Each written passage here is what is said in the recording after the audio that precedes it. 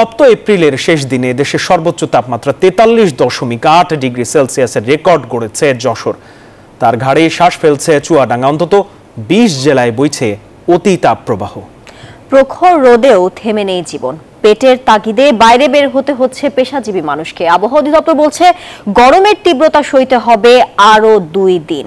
এরপর দেশের দক্ষিণ পূর্বাঞ্চলে বৃষ্টি হলেও সুখবর নেই উত্তরাঞ্চলে। আরিফিন শাকিল জানাচ্ছেন বিস্তারিত। রুদ্র বৈশাখের প্রখর রোদ, অসহ্য গরম, কংক্রিটের নগরে যেখানে জলাশয় সেখানেই তাই এমন চিত্র। একটুখানি শীতল পরশের আশায়। যদিও তাপমাত্রা পারদ যেমন ঊর্ধ্বমুখী, তাতে স্বস্তি যেন তাসের ঘর।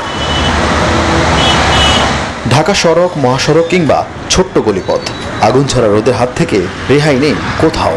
আর্দ্রতা বাড়িয়েছে অস্বস্তি।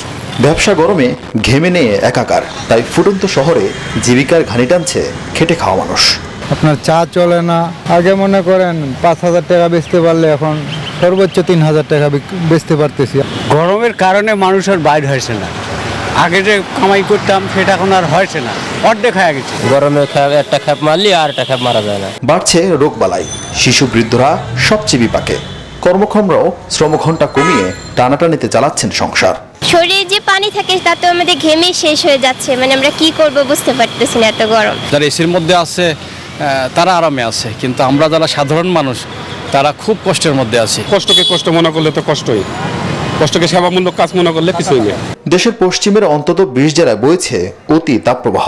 পঞ্চগড় থেকে দেশের মধ্যাঞ্চলে চলছে মাঝারি তাপপ্রবাহ। পূর্ব জেলাগুলোতে মৃদু তাপপ্রবাহ থাকলেও মৌলভীবাজার ও সিলেটে আছে স্বাভাবিক অবস্থা।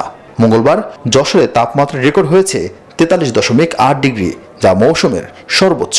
আর ঢাকায় 38.6 ডিগ্রি সেলসিয়াস। তাপমাত্রা কালকেও মোটামুটি কাছাকাছি থাকতে পারে। টেম্পারেচার 2 তারিখে কাছাকাছি গিয়ে আমাদের টেম্পারেচারটা সারা দেশ কিছুটা কমে আসতে পারে। 2 তারিখ বা তার পরবর্তী সময়ে ঢাকা বা বরিশাল ডিভিশনে কিছুটা পড়তে পারে।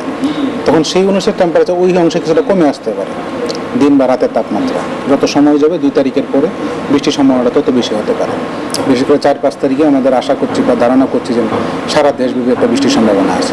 আবহাওয়াবিদরা বলছেন দেশে গাছপালা, জলাশয় কমে যাওয়া, বাতাস চলাচলে জায়গা না রেখে ভবন তৈরি হয় বছর জুড়ে জমে থাকে তাপ। প্রত্যাশায় তাই প্রতীক্ষার বর্ষণ। আরিফিন শাকিল, নিউজ 24, ঢাকা।